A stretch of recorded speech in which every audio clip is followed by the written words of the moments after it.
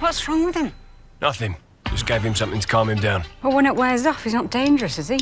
Well, that's your problem now. Fuck. The whole thing begins with uncertainty, fear, confusion, and also, from Agnes's point of view, oh, for fuck's sake, this is just another ridiculous day at the palace. Pardon the mess. Fucking builders. Suppose I could just shoot them all, if you have any tips. And so when she sees this huge beast of a man turn up, who has been the sacrificial lamb, who's caused so much havoc for the nation, she feels a huge compassion for him, really. He's about to be thrown into this dreadful situation with Elena. Never breathe in her direction. Stay calm. Don't vomit.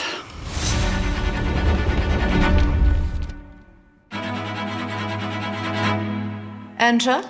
Elena and Zubak are, on the surface, extremely different people. However, I think that where they are very similar is that they are finding their way. Zubak, a lot of things have gone wrong in his past, in his childhood. Same with Elena, a lot went wrong in her past, in her childhood. And those things, whether they like it or not, do define who they are as individuals. And so when they meet, I actually feel that on some level they are soulmates, even though they're very unlikely ones.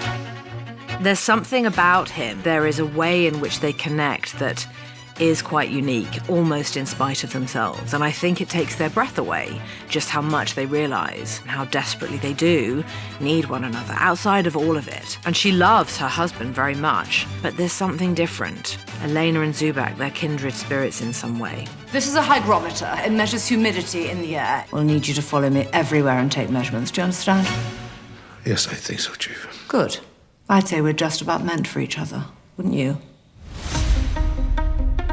Zubak's wandering the hallways and Elena wakes up to a surprise visitor. It was quite thrilling because a lot of it is wordless, and it was amazing to watch Stephen at work. He kind of added this element, which was not something I scripted, this wonderfully visual and kind of voyeuristic element of this keyhole that she would turn on a light in her room and a light would shine through the darkness into the keyhole, and then the visual of his eye watching her through the key. Some link seems to be made in their relationship as well, the two characters, and so it's really quite amazing to watch him work.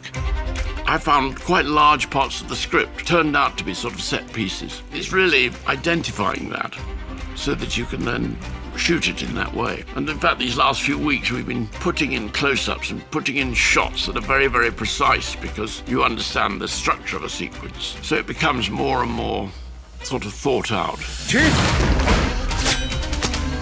Once he peeps through the keyhole, he realizes that there's an intruder in her room, and that's all he needs to know to step in. And what is the satisfaction it brings to Zubak himself to be able to release that animalistic darkness on someone. Help me! Help me! Help! Help me! That grip of trust that they have, that shot of their hands joined together, it's clear from that moment forward that this is the man that she trusts, and that alliance that is made on that night is going to have tremendous repercussions for the palace and for the whole country. Sir? Yeah, I'd like to see her. Is she expecting you? I'm her husband. Is she expecting you? One expects their husband to enter a room. It was funny to play that relationship with him. Feeling superior makes you immediately look like a Wally.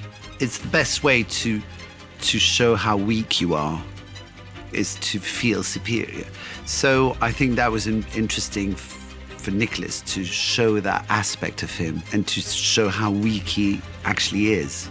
Nicholas, he's probably seen Zubak's come and go before, and he feels as a worldly figure that he can outwit someone like Zubak. What scares him, though, is the cultural, political direction she seems to be leaning in. And so what she's doing now is quite dangerous to him and his idea of himself, and also the stability of his wife and the stability of this country. He's placed now in a quite difficult position politically.